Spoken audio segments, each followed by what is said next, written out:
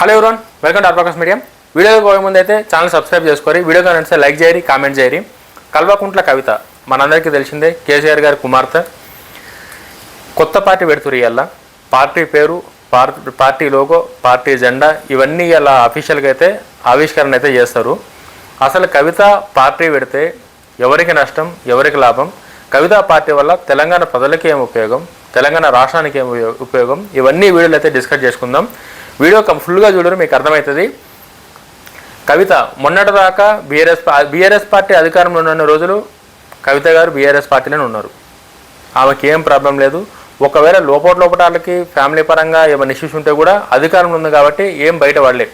అంతా కేసీఆర్ గారి మీద ఉన్న ప్రేమ, ఆప్యాయత అందరూ ఒకటే లెక్కలా కనిపించారు. సంతోషరావు గారు కావచ్చు, హరీష్ రావు గారు కావచ్చు, కవిత గారు కావచ్చు, కేటీఆర్ గారు కావచ్చు, అందరూ పవర్ ఉంది కాబట్టి, అధికారం ఉంది కాబట్టి ఏవి బయటకు రాలే.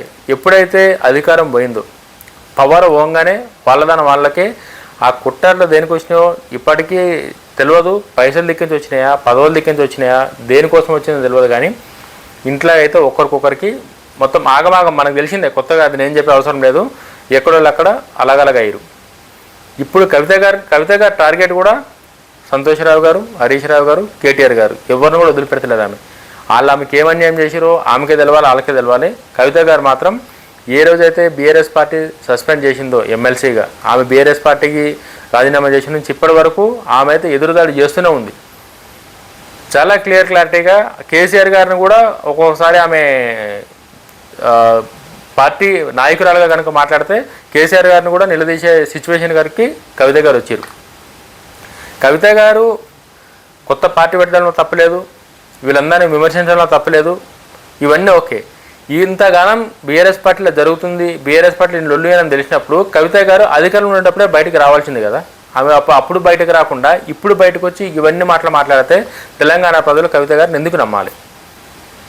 ఇప్పుడు ఏవైతే మాట్లాడుతారో కవిత గారు, ఇవన్నీ ఆమె అది పార్టీలు ఉండేటప్పుడే మాట్లాడుంటే అయిపోతున్నాయి కదా. అధికారంలో ఉన్నప్పుడే మాట్లాడుంటే కవిత గారి నిజాయితీకి, కవిత గారి చిత్తశుద్ధికి తెలంగాణ ప్రజలు ఆమెకు ఇంకా మంచి రెస్పాన్స్ ఇచ్చి బ్రహ్మానందం పడుతున్నాడేమో ఆమెకు.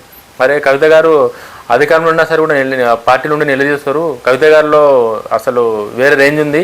ఆమె మంచి నాయకురాలు, ఆమె గట్టిగా మెచ్చుకోవాలని చెప్పి తెలంగాణ ప్రజలు ఖచ్చితంగా కవిత గారికి సపోర్ట్ చేస్తుండే. కవిత గారు అధికారంలో ఉండేటప్పుడు ఇవన్నీ మాట్లాడకుండా లిక్కర్ స్కామ్లో అరెస్ట్ అయ్యి కొన్ని రోజులు జైలు ఉండి బయటకు వచ్చిన తర్వాత ఈమె వల్ల బీఆర్ఎస్ పార్టీకి చెడ్డ పేరు వచ్చిందని చెప్పి అనుకోరా, లేకపోతే ఆ రీజన్ ఈమె వల్లనే పార్టీ ఓడిపోయింది అనుకోరా, రీజన్ అయితే మనకు తెలియదు, వాళ్ళకే తెలియాలి. కవిత గారిని మాత్రం టార్గెట్ చేసి బీఆర్ఎస్ పార్టీలో ఒక్క కేసీఆర్ గారు, కేటీఆర్ గారు ఎప్పుడూ డైరెక్ట్గా టార్గెట్ చేయలే. బట్ కిందున్న లీడర్స్ ఎవరుతున్నారో వాళ్ళైతే డైరెక్ట్గానే టార్గెట్ చేశారు కవిత గారిని. ఈ అవమానాలు, ఈ లోపటున్న ఈ రాజకీయాలు ఇవన్నీ భరించలేక ఆమె మీద లెటర్లు లీక్ చేసిరు, ఆమె మీద ఏమేమో ఎలిగేషన్ చేశారు. అవి నిజామాబాద్ని పక్కన పెడితే ఎలిగేషన్ చేసిన బీఆర్ఎస్ పార్టీ వాళ్ళు వేసారు. కవిత గారు బయటకు వచ్చేసారు. బయటకు వచ్చిన నుంచి కాళేశ్వరం ప్రాజెక్టు దగ్గర నుంచి, ఏవైతే రియల్ ఎస్టేట్ దగ్గర నుంచి ఏవైతే స్కాముల గురించి మాట్లాడారో వాటి గురించి కాంగ్రెస్ పార్టీ, బీజేపీ పార్టీ ఏవైతే విమర్శలు చేశారో సేమ్ కవిత గారు కూడా అవే విమర్శలు చేస్తారు. ఇప్పుడు అంటే కవిత గారికి కంప్లీట్గా బీఆర్ఎస్ పార్టీతో బంధం దిగిపోయింది. ఇప్పుడు కవిత గారు కొత్త పార్టీ పెడితే ఎవరికి లాభం, ఎవరికి నష్టం అని చెప్పేసానంటే బీఆర్ఎస్ పార్టీకి అయితే వేరే పార్టీకి నష్టం ఉపయోగం జరుగుతుంది లేదు, కానీ బీఆర్ఎస్ పార్టీకి మాత్రం ఖచ్చితంగా డ్యామేజ్ జరుగుతుంది. ఎందుకంటే కవిత గారు మెయిన్ టార్గెట్ బీఆర్ఎస్నే టార్గెట్ చేస్తారు కవిత గారు. అసలు కవిత గారు నిజంగానే ఆమెనే పార్టీ పెడుతుందా, లేకపోతే ఆమెను ముంగట పెట్టి వెనక నుంచి ఎవరు నడిపిస్తారన్నది కూడా డౌట్ వస్తుంది ఒకసారి ఆమె మాట్లాడే మాటలు చూస్తే. క్లారిటీగా గన్ షాట్ కేసీఆర్ గారికి, కేటీఆర్ గారికి, హరీష్ రావు గారికి. ఆమె ధైర్యానికి మెచ్చుకోవాలి. కవిత గారి ధైర్యానికి అయితే చాలా ధైర్యంగా మాట్లాడుతుంది కవిత. కంప్లీట్ ఆమె ఫిక్స్ అయింది ఖచ్చితంగా. ఇంకా బీఆర్ఎస్ పార్టీలో ఫ్యూచర్లో కూడా పోయే ఆలోచన కానీ, ఇంకా బీఆర్ఎస్ పార్టీతో సంబంధాలు కానీ అన్నీ వదిలేసుకోరు. ఆమె క్లియర్గా ఆమెకు ఒక పార్టీ, ఆమెకు ఒక విజన్తోనే ఆమె ముంగట పోతుంది. ఆమె ఎంత దాకా సక్సెస్ అవుతుంది అని అంటే పక్కన పెడితే ఆమె మాత్రం ఒక క్లారిటీతోనైతే మాత్రం ముంగట పోతుంది. అది చాలా క్లియర్గా అర్థమవుతుంది మనందరికీ. ఇప్పుడు కవిత గారు వీళ్ళందరినీ విమర్శిస్తే కవిత గారికి ఎంత ఓటు పర్సెంట్ వస్తుంది, కవిత గారిని నమ్మి కవిత గారి అమ్మని ఎవరు నిలబడతారు, కవిత గారికి ఏవైతే తెలంగాణలో ఎన్నైతే సీట్లు ఉన్నాయో అన్ని సీట్లలో క్యాండిడేట్స్ అసలు నిలబడతారా లేదా, ఇవన్నీ క్వశ్చన్ మార్క్ పెట్టుకుంటూ ప్రతి ఒక్కటి క్వశ్చన్ మార్క్ లాగానే ఉంది. బట్ కవిత గారు మాత్రం ఏ ధైర్యంతో ముంగడు పోతారో అర్థమవుతలేదు, కానీ చాలా ధైర్యంగా చాలా మొండిగా కవిత గారికి అయితే ముంగడికి పోతారు.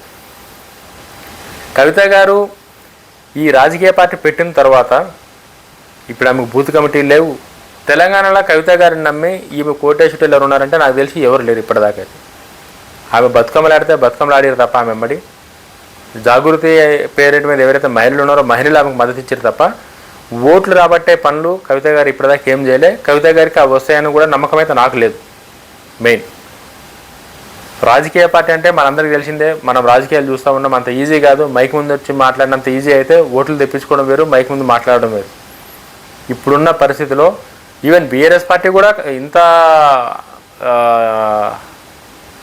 హీట్లో కూడా ఇంత పొలిటికల్ చదరంగంలో కూడా బీఆర్ఎస్ పార్టీకే నెక్స్ట్ పవర్ ఉంటుందో లేదో తెలియదు. ఇంతమంది మాజీ మంత్రులు, ఇంతమంది మాజీ ఎమ్మెల్యేలు, ఇప్పుడున్న ఎమ్మెల్యేలు ఇంతమంది ఉన్నా సరే కూడా ఆ బీఆర్ఎస్ పార్టీకే పదవి వస్తుందా లేదా పవర్ వస్తుందా లేదా అన్న డౌట్లో ఈమె పార్టీ పెట్టి బీఆర్ఎస్ పార్టీ ఓట్లు జీలుద్దాం అనుకుంటుందా, లేకపోతే బీఆర్ఎస్ పార్టీకే అసలు మన రేవంత్ రెడ్డి గారు చెప్పినట్టు డిపాజిట్ లేకుండా చేద్దాం అనుకుంటుందా? ప్లాన్ అయితే ఖచ్చితంగా కవిత గారి దగ్గర అయితే ఒక సాలిడ్ ప్లాన్ ఉంది. అదేందన్నది మనకు తెలియదు అంతే. కవిత గారి దగ్గర ఉన్న ప్లాను చాలా గట్టి ప్లాన్ ఉంది. ఆమె ఆలోచన విధానంగానే ఆమె మాట్లాడే మాటలు చూస్తుంటే ఆమె చిన్నగా ఏదో పేరుకి ఏదో పెడుతున్నట్టయితే లేదు. ఆమె గెలుస్తుందా గెలవదా సక్సెస్ అయితే పక్కన పెడితే మాత్రం ఆమె వ్యూహం అయితే మాత్రం చాలా గట్టిగా ఉంది. ఆ వ్యూహంతోనే బీఆర్ఎస్ని ఓడగొడతారా, లేకపోతే ఇప్పుడున్న కాంగ్రెస్ని ఓడగొడతారా? ఆమె వెంబడి ఉండి బీఆర్ఎస్ పార్టీని ఇవన్నీ నడిపిస్తుందా, ఓట్లు చేసిన కాంగ్రెస్ ఓట్లు చేయడానికే, లేకపోతే కాంగ్రెస్ పార్టీ నడిపిస్తుందా బీఆర్ఎస్ ఓట్లు చేయడానికి? ఇవన్నీ ఆలోచిస్తే చాలా అంటే దీని వెంబడి వ్యూహాలు అయితే చాలా ఎక్కువ ఉన్నాయి. అది ఏ పార్టీకి ప్లస్ అవుతుంది, ఏ పార్టీకి మైనస్ అవుతుంది అయితే మనం చెప్పనీకి రాదు, కానీ వ్యూహాలు అయితే మాత్రం గట్టిగా ఉన్నాయి. కవిత గారు నిజామాబాద్ ఎంపీగా పోటీ చేసారు, ఓడిపోయారు. ఎమ్మెల్సీగా పార్టీ నుంచి ఇచ్చారు. ఇవన్నీ అంటే అధికారం ఉన్నప్పుడు అన్నీ నడిచినాయి. ఏం చేసినా, ఏం మాట్లాడినా నడిచింది, ఎట్లన్నా నడిచింది, ఏం వినా నడిచింది. అధికారం పోయినాక ఇవన్నీ బయటకు వచ్చినాయి. ఆ తెలంగాణ జాగృతి అని చెప్పేసి ఒక జాగృతి అని చెప్పేసి మాట్లాడతారు. సరే, ఆ జాగృతి వల్ల తెలంగాణ రాష్ట్రానికి కానీ తెలంగాణ ప్రజలకు కానీ ఉపయోగం జరిగినట్టు ఇప్పటిదాకా అయితే నేను చూడలేదు, నాకేం కనిపించలే కూడా. ఆ జాగృతి అనేది ఎందుకు పెట్టిరో, దాని బ్యాక్ అండ్ ఏం చేసిరు, ఉపయోగమైందన్నది అయితే మాత్రం ఇప్పటివరకు నాకేం అర్థం కాలేదు. ఓకే, కవిత గారు అయితే మాత్రం ఆమె చేసిన దాంట్లో చిత్తశుద్ధిగా సీరియస్గానే పనిచేసారు ఆ జాగృతిలో కూడా. ఇప్పుడు మెయిన్ ఛాలెంజ్ ఏంటని చెప్పేసి అంటే కవిత గారు పార్టీ పెట్టిన తర్వాత ఆమె తీసుకునే స్టెప్ ఏంది, ఆమె విధి విధానాలు ఏం మాట్లాడుతున్నారు అని చెప్పి, అసలు ఆమె పార్టీ ఎందుకు పెడుతుందని చెప్పేసి కనుక ఆమెను అడిగితే ఎవరికైతే తెలంగాణలో ఉపాధి ఉద్యోగాలు ఎవరికైతే లేదో వాళ్ళ కోసం, ఎంప్లాయ్మెంట్ కోసం, రైతుల కోసం, తెలంగాణ అభివృద్ధి కోసం ఇవన్నీ కవిత గారు మాట్లాడుతారు. ఓకే, ఇవన్నీ కవిత గారు మాట్లాడినప్పుడు 10 ఏళ్ళు ఇవన్నీ ఆమె అధికారంలో ఉన్నప్పుడు ఎందుకు చేయలేదు?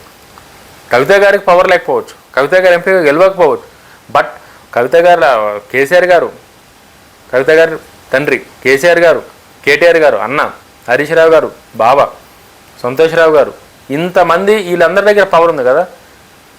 కవిత గారికి కేసీఆర్ గారు పవర్ ఉండేటప్పుడు కేసీఆర్ గారి దగ్గర పోయి, నాయన ఇగో ఇది చేద్దాం అనుకుంటున్నాం, ఇగో ఇది చేస్తే వీళ్ళకి మంచి అవుతుంది, రైతులకు మంచి అవుతుంది, లేకపోతే గవర్నమెంట్ వాళ్ళకి మంచిగా, ఉద్యోగస్తులకు మంచి అవుతుంది, లేకపోతే పోలీస్ డిపార్ట్మెంట్కి మంచి అవుతుంది, లేకపోతే ఈ జిల్లాకు మంచి అవుతుంది, ఈ మండలానికి మంచి అవుతుంది. ఆమె ఏమన్నా అప్పుడు కూడా పవర్ ఉంది కదా కవిత గారి దగ్గర. అప్పుడేం చేయకుండా ఇప్పుడు నేను పార్టీ పెట్టి చేస్తా అంటే ప్రజలు నమ్ముతారా, ప్రజలు విశ్వసిస్తారా? అసలు కవిత గారు కొంతమంది ఎమ్మెల్యే గెలిపించుకొని అసెంబ్లీకి పోతారా? అసలు కవిత గారు ఫస్ట్ ఎమ్మెల్యే గెలుస్తారా? ఇన్ని ఉన్నాయి మాట్లాడుకుంటే. ఇప్పుడున్న రేవంత్ రెడ్డి గారి వ్యూహాలతో కనుక పోల్చుకుంటే కేసీఆర్ గారి వ్యూహాలు కానీ వేరే ఏ పార్టీ ఏం నడవదాడ. రేవంత్ రెడ్డి గారు క్లారిటీగా ఉన్నారు కాబట్టి రేవంత్ రెడ్డి గారిని ఎదుర్కోవాలంటే నాకు తెలిసి అవతల కూడా రేవంత్ రెడ్డి గారు అయి ఉండాలి. అట్లుంది సిచ్యువేషన్ ఇప్పుడైతే. చాలామంది ఏదో కామెడీలు చేస్తుంటారు అట్లా ఇట్లా అని చెప్పేసి, అవి మనం పట్టించుకునే అవసరం లేదు. బట్ రేవంత్ రెడ్డి గారు ఉండేసంటే అవతలలో కూడా రేవంత్ రెడ్డి అయి ఉండాలి. ఆ క్లారిటీ అయితే మాత్రం నాకుంది ఖచ్చితంగా. నేను చాలా క్లారిటీగా చెప్తున్నా. బట్ కవిత గారి పార్టీ పెట్టి తెలంగాణ రాష్ట్రంలో ఉపాధిని కల్పిస్తా, నేను ఉద్యోగాలు కల్పిస్తా, నిరుద్యోగులందరికీ అండగా ఉంటా, రైతన్నలందరికీ అండగా ఉంటా అని చెప్పేసి ఏవైతే మాట్లాడుతారో ఇవన్నీ అధికారంలో ఉన్న రోజులు చేయకుండా ఇప్పుడు వచ్చి మాట్లాడితే ఎవరు వింటారు, ఎందుకు వింటారు అన్నది మెయిన్ సబ్జెక్ట్ ఇక్కడ. ఈరోజు ఆమె పార్టీ పెట్టిన తర్వాత పార్టీ జెండాలో ఏముంది, ఆ జెండా సారాంశం ఏంది, పార్టీ పేరు, ఆ పేరు సారాంశం ఏంది, కవిత గారు ఇంకో మాట కూడా మాట్లాడారు, బీఆర్ఎస్తోనే టీఆర్ఎస్ ఆగమైపోయింది, తెలంగాణకు దీనికి బంధం దిగిపోయిందని చెప్పేసి అన్నారు. మరి అటువంటిప్పుడు ఆ రోజు కేసీఆర్ గారు పేరు మార్చినప్పుడు మీరు అదే పార్టీలు ఉన్నారు, మీరు అధికారం ఉన్నారు, అప్పుడు మరి కేసీఆర్ గారు చెప్పేది ఉండే కదా, వద్దునైనా మనం టీఆర్ఎస్ ఒక ఎజెండాతో మనం పార్టీ పెట్టినాం, ఒక ఎజెండాతో అధికారంలోకి వచ్చినాం, ఇప్పుడు అది మారితే మనకు అధికారం పోతుంది, ప్రజలు కూడా మనం నమ్మరని చెప్పి అప్పుడు చెప్పేది ఉండే. అన్నీ అంటే అధికారంలో ఉన్న రోజులు వీళ్ళకి ఏం అనిపించలేదు, వీళ్ళకి ఏం బాధ లేదు, అంత మంచిగా నచ్చింది. ఇంకో హైలైట్ ఏంటంటే నెక్స్ట్ కూడా మేమే వస్తాం, రేవంత్ రెడ్డి గారు వ్యూహాలన్నీ వీళ్ళకి అర్థం కాలే, అంటే అదైతే క్లారిటీ అది, రేవంత్ రెడ్డి గారి వ్యూహాలు వీళ్ళకి ఎవరికి అర్థం కాక మేము అధికారం కోసం సీట్లు తగ్గుతాయేమో, పవర్ మాత్రం మా దగ్గర ఉంటుంది అనే కాడికి వీళ్ళు డిసైడ్ అయ్యారు వీళ్ళందరూ. అంటే బీఆర్ఎస్ పార్టీలో ఉన్న వాళ్ళందరూ, అప్పుడున్న మంత్రులు కావచ్చు, ఎమ్మెల్యేలు కావచ్చు, కేసీఆర్ గారితో సహా, కేటీఆర్ గారితో సహా అందరూ డిసైడ్ అయ్యారు ఆ సీట్లు తగ్గిన సరే కూడా అధికారం మాదే, కాంగ్రెస్ పార్టీకి ఈసారి గెలవరు కానీ ప్రతిపక్ష హోదా వస్తుంది అనే కాడికి వీళ్ళందరూ డిసైడ్ అయ్యి కొంచెం చిల్లుగానే ఉంటుండే. బట్ రేవంత్ రెడ్డి గారి వ్యూహాలకి అన్నీ ఉల్టా తిరిగేసి ఆగమాగం అయ్యి ఇగో ఇవాళ ఒక్కో చెట్టుకు ఒక్కొక్క కొమ్మకు ఒకళ్ళు వైరు ఇవ్వాలి.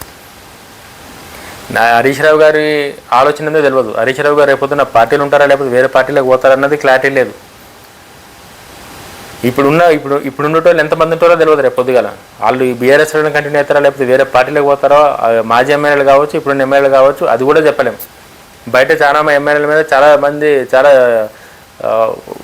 వస్తున్నాయి పుకార్లు, అవి నిజామాబాద్ అని పక్కన పెడితే పుకార్లు అయితే మాత్రం ఉన్నాయి, వీళ్ళు బీజేపీకి పోతారు, వాళ్ళు బీజేపీకి పోతారు, వీళ్ళు కాంగ్రెస్కి పోతారు అనే కాడికి ఉంది. రేవంత్ రెడ్డి గారి వ్యూహాలు రేవంత్ రెడ్డి గారికి ఉన్నాయి. రేవంత్ రెడ్డి గారికి అధికారం లేనప్పుడే ఆ రేవంత్ రెడ్డి గారు ఒక వ్యూహరచనతో అధికారం ఎక్కించుకుంటే, అధికారం వచ్చిన తర్వాత రేవంత్ రెడ్డి గారు ఎట్లుంటుంది అనేది రేవంత్ రెడ్డి గారు క్లారిటీ ఆలకుంది. వీటి మధ్య కవిత గారు ఎంతవరకు సెషన్ కాగలరు, ఎంతవరకు నిలదొక్కుకోగలరు, అసలు తెలంగాణ ప్రజలు కవిత గారిని అసలు విశ్వసిస్తారా, నమ్ముతారా? అసలు ఎమ్మెల్యే క్యాండిడేట్లు కానీ సీట్లు కేటాయించడంలో కానీ అసలు కవిత బీసీ అని చెప్పేసి బీసీల ఎజెండా కూడా కవిత గారు ఎత్తుకోరు. అసలు ఈ తీన్మార్ మల్లన్న కూడా అట్లనే పార్టీ పెట్టిండు. అంటే ఇదంతా ఇప్పుడు తీన్మార్ మల్లన్న పెట్టినట్టు కవిత గారి పార్టీని కూడా అట్లనే పనికి రాకుండా చేస్తారా? తీన్మార్ మల్లన్న పార్టీ పెట్టినాక ఏమైంది మనందరికీ తెలిసింది, బీసీ అని చెప్పేసి పెట్టిండు. అది రిజల్ట్ ఎట్లుంది అంటే ఏది కూడా ఒకటి, తీన్మార్ మల్లన్న కూడా మనం తక్కువ అంచనా వేసే అవసరం లేదు. అంటే అధికారంలోకి వచ్చే ఇదైతే లేదు, బట్ కొంచెం ఎఫెక్టివ్ అంటే పెట్టిన కొత్తలో మేబీ రిజల్ట్స్ గొప్పగా ఉండకపోవచ్చు, ఫ్యూచర్లో అయితే ఏమైనా మంచి జరగాలని అయితే నేను కోరుకుంటా. బట్ అది ఎంత జరుగుతుందో ఎంత జరగదో అప్పుడున్న సిచ్యువేషన్స్ అవి డిసైడ్ చేస్తాయి. ఇప్పుడైతే మాత్రం ఆ తీన్మార్ మల్లన్న పెట్టిన పార్టీ జీరో. ఆ పార్టీ వల్ల ఎవరికి తెలంగాణ ప్రజలకు కానీ తెలంగాణకు కానీ ఎవరికి ఉపయోగం లేదు. ఆయన ఒక పార్టీ పెట్టిండు, పార్టీ ప్రెసిడెంట్కి ఆయన ఉన్నాడు, ఆయన విధి విధానాలు చెప్పిండు, ప్రజలకు నచ్చితే ఓటేస్తారు, లేకపోతే లేదు, అంతే. సేమ్ కవిత గారికి కూడా ఆ పార్టీ లాగానే అటు ఇటు కాకుండా పోతుందా, ప్రజలు గుర్తించి అసలు తీన్మార్ మల్లన్నకు ఒక పార్టీ ఉందని కూడా చాలా మంది తెలియదు. ఇప్పుడు కవిత గారి పార్టీ కూడా అట్లనే అవుతుందా, లేకపోతే కవిత గారి పార్టీ ఏమైనా ఇంపాక్ట్ క్రియేట్ చేస్తుందా? కవిత గారు ఆమె ఆలోచనలు అయితే మాత్రం ఉన్నాయి, గట్టిగానే ఉన్నాయి, ఆమె ఆలోచనలు అయితే గట్టిగానే ఉన్నాయి. బట్ ఆమె వెంబడి ఉన్నది నడిపించేది ఎవరు అన్నది డౌట్ అందరికీ. ఇప్పుడు బీజేపీ నడిపిస్తుందా, బీఆర్ఎస్ నడిపిస్తుందా, కాంగ్రెస్ పార్టీ నడిపిస్తుందా అన్నది చాలా మందికి అది ఉంది. కవిత గారు స్వతంత్రంగానే వచ్చి ఇవన్నీ చేస్తారంటే మాత్రం చాలామంది నమ్ముతలేరు. అది వాస్తవం అనక్కడ కూడా చాలామందికి యాక్సెప్ట్ చేస్తలేరు. ఒకవేళ వాస్తవం కూడా ఉండొచ్చు, ఆమె కూడా ఇప్పుడు ఆమె బీఆర్ఎస్ పార్టీకి బయటకు వచ్చేసారు, ఆమె ఇప్పుడు కాంగ్రెస్లోకి పోలేదు, బీజేపీలోకి పోలేదు, ఇంకా ఖాళీగా అట్లా ఉంటే కూడా ఆమె ప్రజలు మర్చిపోతారు. అట్లా కాకుండా ఆమెనే ఒక పార్టీ చేసి ఆయన కాడికి చేద్దాం, ఏదో ఒక రోజు మన టైం రాకపోతే అక్కడ అట్లా కూడా చేయొచ్చు. ఏం జరిగినా సరే కూడా, ఎట్లా జరిగినా సరే కూడా కవిత గారి పార్టీ వల్ల తెలంగాణకు మేలు జరుగుతుందా అని అంటే నాకైతే ఏమనిపిస్తలేదు. కవిత గారు తెలంగాణ తొలి మహిళా ముఖ్యమంత్రిగా నేను ఉంటానని చెప్పేసి ఆమె కాన్ఫిడెన్స్ అనేది ఆమె మాట్లాడుతుంది. కానీ నాకైతే మాత్రం ఎక్కడ కూడా ఇప్పుడు ఏదైతే తీన్మార్ మల్లన్న పార్టీ ఎట్లయితే అయిపోయిందో ఈమె పార్టీ కూడా అట్లనే ఒక పార్టీ ఉందే అని అంటారు తప్ప ఆ పార్టీకి ఎవరైతే బూత్ మెంబర్స్ కావచ్చు, కార్యకర్తలు కావచ్చు, వీళ్ళందరినీ బిల్డ్ చేయాలంటే చాలా కష్టం. అది మనందరం చూస్తున్నాం. టీఆర్ఎస్ పార్టీ ఉండేటప్పుడు ఒక తెలంగాణ ఎజెండా తీసుకొని ఆ పార్టీ వచ్చింది కాబట్టి ఆ పార్టీ కన్నా సరే ఇన్ని దినాల్లో 10 ఏళ్ళు అధికారం ఇచ్చారు. ఆ ఎప్పుడైతే పోయిందో అధికారం కూడా అప్పుడే పోయింది. ఇంత వెయిట్ ఉన్న ఆ పార్టీ పరిస్థితి అట్లుందంటే కవిత పార్టీ పరిస్థితి ఏంది? ఆమెను ఎవరు నమ్ముతారు? ఆమెను ఎందుకు నమ్మాలి? ఆమె ఎవరితో కాంగ్రెస్ పార్టీకి అగెనెస్ట్గా పోరాడుతుందా, బీఆర్ఎస్ పార్టీకి అగెనెస్ట్గా పోరాడుతుందా, లేకపోతే బీజేపీ పార్టీకి అగెనెస్ట్గా పోరాడుతుందా అన్నది అంత. అంటే ఆమె పోరాటాలు కూడా పోరాటాలు కూడా యాక్సెప్ట్ చేయాలి.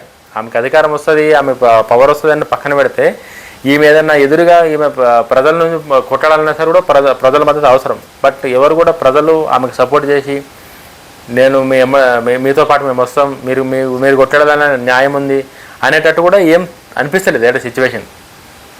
చూద్దాం ఎంతవరకు అవుతుందో. ఆమె ఇలాగైతే పార్టీ ఓపెన్ చేస్తుంది, చూద్దాం ఆమె పార్టీ ఆ ఎజెండా, ఆమె పార్టీ ఎజెండా ఏంది, ఆమె ఏం మాట్లాడుతుంది, ఎవరిని ఉద్దేశించి పార్టీ పెడుతుంది, ఆమె తెలంగాణ మీద తెలంగాణకి ఆమె పార్టీ ఎట్లా ఉపయోగపడుతుంది, తెలంగాణ రాష్ట్రానికి కావచ్చు, తెలంగాణ ప్రజలకు కావచ్చు, ఇవన్నీ ఇలా పార్టీ ఆవిష్కరణ అయినాక ఇంకో వీడియోతో అయితే మేము ముంగడికి వస్తాం. వీడియోతో నచ్చితే లైక్ చేయరి, కామెంట్ చేయరి, ఛానల్ సబ్స్క్రైబ్ చేయరి. జై హింద్.